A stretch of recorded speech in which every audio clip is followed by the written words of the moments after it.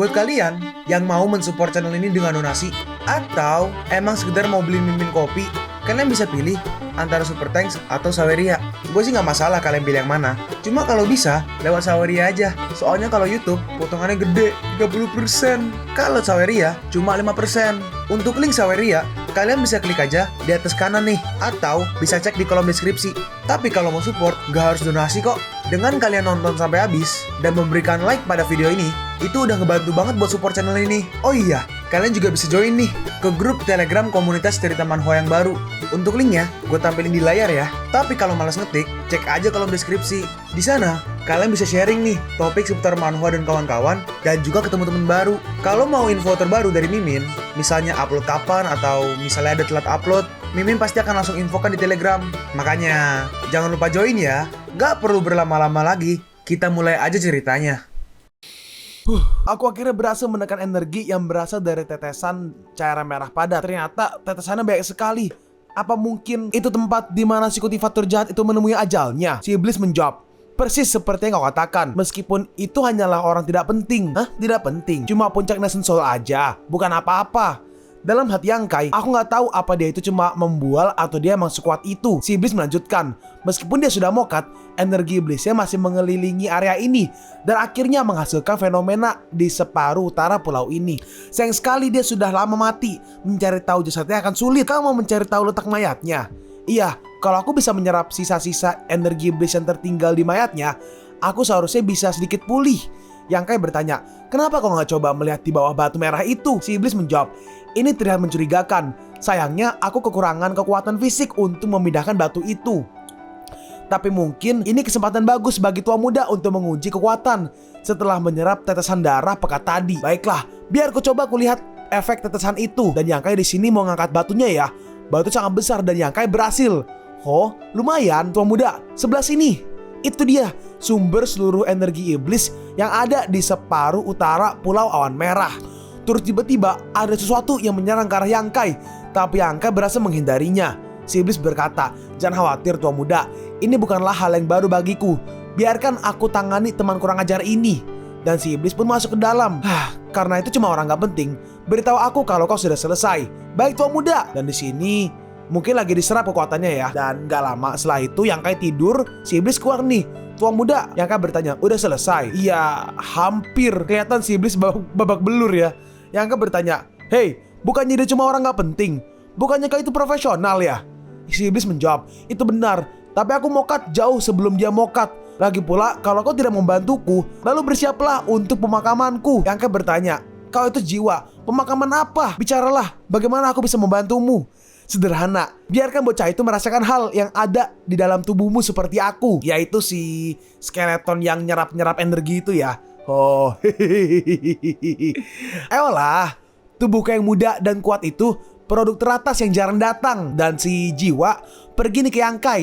Dan Yangkai karena ada ini ya, ada tubuh golden apalah skeleton itu, Yangkai tidak terpengaruh. Si iblis berkata, sempurna, itu udah cukup. Sekarang duduklah sambil aku menelan makhluk itu. Yangkai berespon, lakukanlah dan aku akan memeriksa herbal yang kita kumpulkan beberapa hari terakhir. Oke. Dan si iblis mulai menelannya kayaknya ya. Dalam hati Yangkai, ini tidak beracun, akan kumakan ke tubuh emas. Si iblis berkata, tua muda, aku masih perlu waktu untuk menerima kekuatanku. Yangkai bertanya, apa cukup 3 hari? Cukup. Dan 3 hari kemudian, tua muda, aku sudah menjadi lebih kuat. Yangkai merespon, baiklah, beri aku waktu untuk beristirahat dan kita akan keluar dari pulau ini. Si iblis bertanya, tua muda, kau udah naik ke flowing chill lapis keempat? Iya aku rasa. Sekarang sumber energi iblis itu sudah diurus. Seharusnya nggak ada lagi orang yang terluka karena itu. Si iblis merespon, tapi kau juga sudah mengambil lebih dari 90% herbal berharga yang ada di sini, membuatnya jadi nggak berguna. Yangkai merespon, jangan keluhkan detail kecil. Ayo kita pergi. Tapi pas sampai di sana, sepertinya kita harus mengurus semua orang di kapal untuk membajaknya dengan sukses. Baik. Dalam hati Yangkai, ya ini masalah. Ada juga beberapa kultivator level tinggi dari sekte Awan Merah. Bagaimana aku akan kabur? Mau coba buat perangkap dengan bahan yang kita punya. Tiba-tiba seseorang, tolong aku. Si iblis berkata, tua muda, suara ini kedengarannya tidak asing. Kau seharusnya juga mendengarnya. Yangkai merespon, aku rasa begitu. Jangan-jangan ternyata ada orang yang lagi mau nih. Kelihatan dari gambarnya. Si cowok berkata, lagi pula kita semua juga akan mokat. Jadi kenapa kita nggak menikmati hidup sedikit? Kelihatan ya, ada cewek yang lagi mau diperkaos sama seorang cowok. Dan Yang-kai dengan cepat pergi ke arah mereka. Dan si pria langsung ditendang untuk menyelamatkan si wanita. Tapi si pria belum kalah dan dia masih bisa berdiri. Setelah semua usaha yang aku lakukan untuk memisahkan energi iblis ini, kau masih aja jadi mangsanya sampai akhir. Pergilah dasar bocah bodoh. Izinkan aku untuk melepaskanmu dari penderitaanmu. Lalu orang itu langsung dihabisi. Setelah menghabisi orang itu, Yang-kai pergi ke si wanita. Yang-kai berkata, dia sudah mokat. Sekarang kau... tunggu, Nyonya Chang? Hah, kau tahu aku? Kau si pengemis kecil? Iya, kita bertemu lagi. Panggil aja aku pengemis kecil. Baguslah, dengan adanya kau di sini. Yang-kai berkata, ini bukan tempat untuk berbicara. Ayo pergi ke tempat lain. Dalam hati Yang-kai, kupikir sekte awan merah hanya akan mengambil orang miskin. Jadi kenapa Nyonya Chang ada di sini? Dan bagaimana dengan Cui-er dan juga Nona itu? Apa yang terjadi dengan keluarga Mao? Yang-kai berkata, baiklah, ini sudah cukup jauh ke dalam pulau.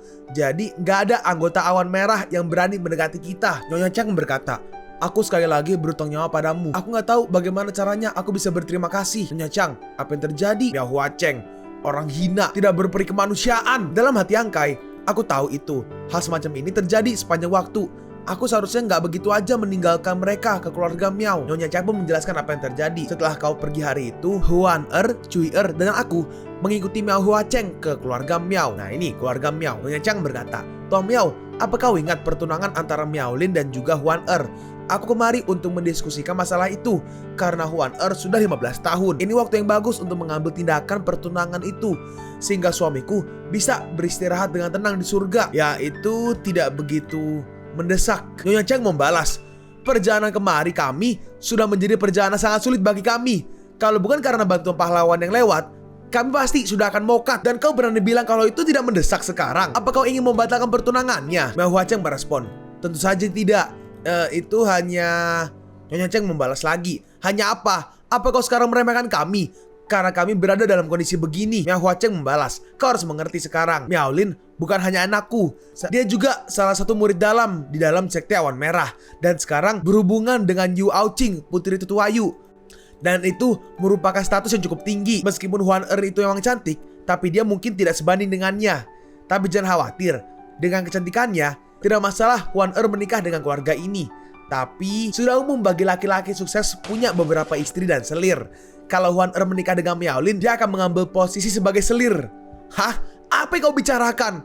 Apa kami jauh-jauh melewati masalah dan datang ke sini hanya untuk menikahkan Huan-er sebagai selir? Kau benar-benar tidak punya rasa hormat di kata-katamu. Huan-er, Cui-er, kita akan pergi. Miao Huacheng membalas, aku tidak akan menghentikanmu untuk pergi. Tapi aku menyarankan agar kau tidak melakukannya pada malam ini. Matahari mulai tenggelam dan pencuri dan semacamnya akan segera melakukan aksi mereka. Atas nama mendiang Tuan Chang, setidaknya kamu bisa mengizinkan kalian untuk menginap malam ini. Yang-kai bertanya, kau menerima tawaran itu? Dan setelah itu ditangkap dan dikirim ke pulau ini. Ku harap kejadiannya sesederhana itu. Jangan bilang kalau Miao Huacheng ternyata dialah yang sudah membayar tentara bayaran untuk menghabisi suamiku, lalu mengirimkan pesan untuk kami untuk datang ke kota laut. Sebelum bisa pergi keesokan harinya, Miao Huacheng menyerang kami dan memerintahkan penangkapan kami. Dia juga orang yang sudah membayar Changting untuk mengkhianati kami dan menghabisi kami. Dan itu pasti akan berhasil kalau bukan karena bantuanmu pahlawan. Yang-kai bertanya, lalu di mana Cui-er dan Nona sekarang? Miao Huacheng takut kalau pahlawan yang sudah menyelamatkan kami muncul lagi. Jadi mereka tidak langsung menghabisi kami, tapi dia menganiaya Huan-er di bawah nama pernikahan. Huan-er menghabisi dirinya sendiri dan Cui-er dihajar sampai mokat. Kasar kali. Nggak gua sebut ya, cuma kelihatan nggak tulisannya. Nyonya Chang melanjutkan, dia takut semua ini akan terdengar oleh pahlawan yang kami bicarakan. Jadi dia mengirimku ke pulau ini untuk mokat. Di bawah samaran mengumpulkan herbal untuk sekte awan merah. Tapi langit mengasihaniku dan membuatku bertemu denganmu di sini. Surubah tua licik itu benar-benar binatang tanpa peri kemanusiaan. Bodoh sekali aku menonton Huan-er tepat kejebakannya. Yang-kai bertanya, tapi kenapa dia melakukan ini semua? Dia pasti punya semacam motif karena merencanakan seri kejahatan serumit ini. Nyonya Chang menjawab, ini semua dimulai dengan harta yang didapatkan suamiku dan Miao Huacheng dulu sekali. Dalam hati Yang-kai, oh untuk harta. Baru aku mengerti. Beberapa tahun lalu, suamiku dan Miao Huacheng berkelana di dekat kota laut saat mereka kebetulan menemukan cangkang kura-kura dengan peta harta yang tertulis di atasnya. Mereka membaginya menjadi 2 dan masing-masing menyimpan 1. Dan sekarang Miao Huacheng ingin harta karun itu sendiri. Nyonya Chang melanjutkan, bertahun-tahun kemudian, suamiku menetap di kota Tong dan memulai bisnisnya sendiri. Sementara Miao Huacheng memutuskan untuk tetap di kota laut, mempelajari setengah cangkangnya dan mengetahui beberapa petunjuk. Dia lalu mengatur kematian suamiku, meminta kami datang ke kota laut, dan akhirnya membuat Chang Ti mengkhianati kami. Semua itu demi separuh peta harta karun itu. Yang Kai bertanya, kau memberikan itu padanya kan? Bagaimana kau tahu? Yang Kai menjawab, kalau kau tidak memberikan itu padanya, dia pasti sudah sangat takut untuk menghabisi kalian. Fakta, kalau kau di sini, berarti dia sudah mendapatkan apa yang dia mau. Persis seperti yang kau bilang. Aku berharap dia akan mengampuni nyawa kami. Tapi aku tidak menyangka malah akan kebalikannya. Yang Kai menjelaskan, kita melakukan perjalanan di kereta yang sama beberapa hari yang lalu. Aku tidak menyangka kalau kami akan dipisahkan oleh hidup dan kematian sekarang. Nyonya Chang bertanya, pahlawan, apa aku boleh meminta satu hal? Apa itu? Nyonya Chang berkata, suamiku sudah mokat. Begitu pula Huan Er dan Cui Er. Alasan satu-satunya kenapa aku masih hidup pasti karena surga memberiku kesempatan untuk balas dendam. Apa aku boleh memintamu untuk memberikan pengadilan dan menghabisi si brengsek Miao Huacheng itu untukku? Yang Kai merespon, saat aku bertemu dengan Miao Huacheng, aku merasakan kultivasinya sudah mencapai puncak alam Chi Fusion. Sayangnya aku bukan tandingannya sekarang. Dan mendengar itu, Nyonya Chang terlihat murung. Yang Kai melanjutkan, tapi aku yakin aku pasti bisa melakukannya. Mungkin butuh waktu berbulan-bulan atau bahkan bertahun-tahun atau beberapa dekade, tapi pasti akan datang hari di mana aku menghabisi si brengsek itu. Pelaku kejahatan seperti dia gak punya hak untuk hidup sama sekali. Nyonya Chang merespon, terima kasih pahlawan. Yang Kai melanjutkan, oh, tidak perlu melakukan itu. Mencari balas dendam seperti itu emang hal yang biasa di antara peseni bela diri. Nyonya Chang berkata, kalau aku sudah membuat keputusan itu, ada satu hal lagi yang harus kuberitahukan kepadamu. Meskipun Miao Huacheng sendiri itu kuat, dia bahkan punya dukungan yang lebih kuat. Dari pengetahuanku, Sekte Awan Merah yang mengendalikan insiden ini. Yang Kai bertanya, Sekte Awan Merah? Nyonya Chang menjelaskan, putra Miao Huacheng, Miao Lin, adalah murid Sekte Awan Merah. Si jabingan itu menghadiahkan peta ke Sekte Awan Merah untuk membantu putranya mendapatkan status dalam sekte. Yang Kai merespon, oh, aku mengerti. Seharusnya tidak ada banyak masalah karena aku sudah jijik kepada sekte kelas 3 itu yang hanya tahu menindas yang lemah. Nyonya Chang melanjutkan, pahlawan, kau benar-benar terhormat. Sayangnya keluarga Chang tidak punya apapun untuk membalasmu. Yang Kai merespon, Nyonya, aku tidak mengejar hadiah apapun. Nyonya Chang melanjutkan, biarkan aku menyelesaikannya. Menurut dugaan suamiku sebelum kematiannya, hipotesis awal mereka salah kedua bagian cangkang itu tidak perlu disatukan. Miao Huacheng punya bagian yang menunjukkan navigasi ke Pulau Harta Karun, tapi bagian suamiku punya peta menyeluruh tentang struktur di dalam Pulau Harta Karun, yang artinya pulau itu sendiri seperti labirin. Itu belum pernah terjadi. Nyonya Chang merespon, iya, untuk semua yang sudah kau lakukan pada keluarga Chang, aku hanya bisa. Lalu Nyonya Chang membuka bajunya perlahan-lahan. Dalam hati Yang Kai, tunggu, ini. Nyonya Chang berkata, kami benar-benar gak punya apapun lagi selain ini. Nyonya, ternyata di punggungnya si Nyonya Chang ada sebuah peta tuh. Peta itu sangat penting. Itu sebabnya suamiku menyuruh orang profesional berbakat untuk menyalinnya ke dalam tubuhku. Oh, jadi begitu ya? Si Bliss bertanya, emangnya tua muda, kau mengharapkan apa? Ini pekerjaan seumur hidup suamiku. Tolong terimalah pahlawan. Baik, permisi. Nyonya Chang menambahkan, ingatlah baik-baik pahlawan, atau kau mungkin akan menghadapi bahaya. Dalam hati Yang Kai, bahkan pria dewasa pun mungkin tidak akan bisa tahan dengan rasa sakit dari ratusan atau bahkan ribuan jarum ini. Luar biasa sekali dia bisa menahan tato seperti ini. Tuan Chang benar-benar tidak berhati membuat Nyonya melalui ini. Yang Kai berkata, baiklah Nyonya, aku sudah mengingatnya. Kuserahkan sisanya padamu. Dengan begitu, aku tidak akan ada penyesalan apapun. Yang Kai merespon, tenanglah Nyonya, akan kukerahkan semua yang kupunya. Dalam hati Yang Kai, tunggu, nggak ada penyesalan Nyonya? Dalam hati Nyonya Chang, aku seharusnya telah mokat. Ini sepenuhnya tidak berguna untukku untuk tetap hidup sekarang. Ternyata Nyonya Chang mau lompat dari tebing guys. Tapi Yang Kai langsung menangkapnya. Yang Kai langsung menahannya. Apa yang kau lakukan tanpa penyesalan? Apa yang kau katakan? Ini sebuah kesempatan yang bagus. Kau bisa melihat Miao Huacheng mati dengan matamu sendiri. Siapa yang akan menjadi saksi keadilan kalau kau mokat? Aku juga mempunyai musuh yang aku sangat ingin habisi. Tapi akan kupastikan akan menjadi saksi kematiannya dengan mataku sendiri. Ada banyak hal di dunia ini yang bisa ditanyakan ke orang lain, tapi balas dendam harus kau lakukan sendiri. Walaupun kau tidak bisa membalaskan dendammu sendirian, setidaknya kau bisa hidup untuk menyaksikannya. Kau benar, Aku harus menyaksikannya sendiri. Yangkai melanjutkan, di sini sudah nggak ada lagi hewan buas yang besar dan energi iblis sudah ditangani. Ingatlah tempat di mana kau bisa mendapatkan makanan. Dalam hati Yangkai, aku akan mengangkat 1,5 kilogram buah Dark Ethereal dan mencari cara untuk bergabung dengan sekte Crimson Cloud. Yangkai berkata, Nyonya, aku bisa membantumu untuk balas dendam, tapi aku tidak bisa membantumu untuk tetap hidup. Kalau kau benar-benar ingin menyaksikan kematiannya, lakukan segala cara agar kau bisa tetap hidup. Dan Yangkai pun pergi meninggalkannya sambil mengambil buah etherealnya. Si iblis berkata, walau energi iblis sudah tidak ada, begitu juga dengan hewan buas dan juga manusia, itu mungkin akan sulit untuk wanita seorang diri bertahan hidup. Yangkai merespon, ya akan baik-baik aja.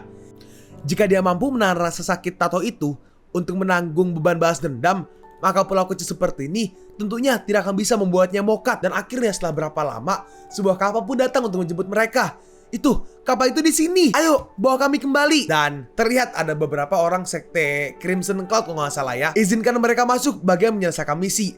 Dan bagi yang tidak menyelesaikan, lemparkan mereka ke laut untuk menjadi makanan ikan. Di sebelah Yangkai, ternyata ada orang nih yang bawa buah ethereal, tapi bawahnya ditaruh batu biar berat, jadi biar curang. Selanjutnya, dan akhirnya mereka pun dibawa ke Pulau Crimson Cloud bagian barat. Dalam hati Yangkai, jika aku tidak bertemu Nyonya Chiang, aku mungkin akan keluar dari tempat ini saat kesempatan pertama. Tapi sekarang, aku harus berdiam lebih lama. Dari sini Yangkai di malam hari menyelinap keluar. Karena sekte Crimson Cloud telah mendapatkan peta harta yang lengkap, mereka harusnya merencanakan keberangkatannya segera. Masalahnya adalah, bagaimana caraku untuk menyelinap masuk ke kapal? Dan keesokan harinya di sini, orang-orang berkumpul. Seseorang berkata, semuanya berkumpul. Kita akan memilih beberapa pria kuat untuk perjalanan. Orang-orang yang ditahan bertanya, apakah kita akan pergi mengumpulkan herba lagi? Kita baru aja kembali. Orang yang dari sekte Crimson Cloud menjawab, ini bukan itu lagi.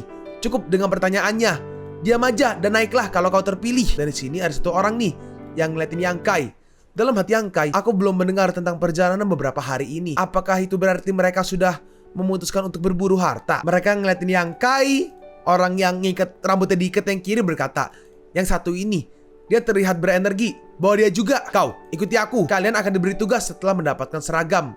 Oke, dalam hati Yangkai, oh, untunglah ini sangat mudah. Dan mereka pun pergi nih ke pelabuhan Crimson Cloud untuk bersiap-siap berlayar memburu harta karun seharusnya. Yangkai bersama dengan beberapa orang dari yang mereka pilih dibawa ke pelabuhan itu.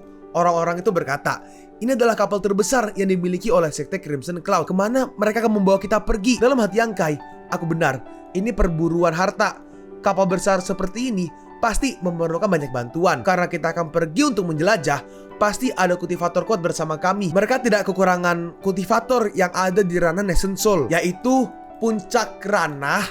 BTW Nation Soul itu puncak ranah dari dunia yang Yangkai tepati sekarang. Mereka tidak kekurangan kultivator yang ada di ranah Nation Soul.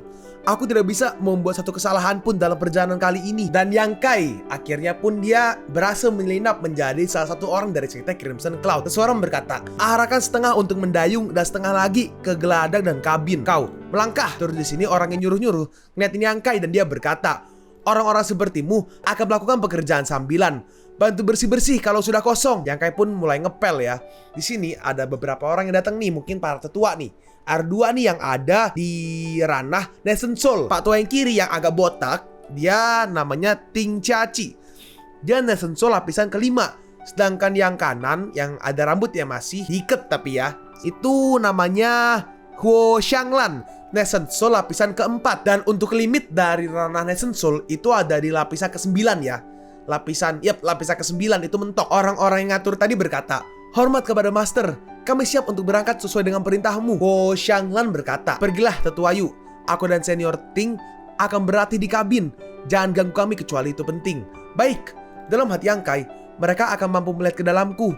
Kalau mereka mencobanya, aku harus menjauh sejauh yang aku bisa. Dan akhirnya mereka pun berangkat dari pelabuhan. Kalian pun sampai di penghujung video ini. Kalian mau tahu lanjutan chapter ini? Atau manhwa menarik lainnya? Makanya, jangan lupa subscribe biar kalian gak ketinggalan kalau gue upload video baru. Jangan lupa like, komen, dan share ke teman-teman kalian supaya channel ini bisa lebih berkembang ke depannya. Segitu dulu dari video cerita manhwa. Gua Sabik undur diri. See you on the next video. Zaijian!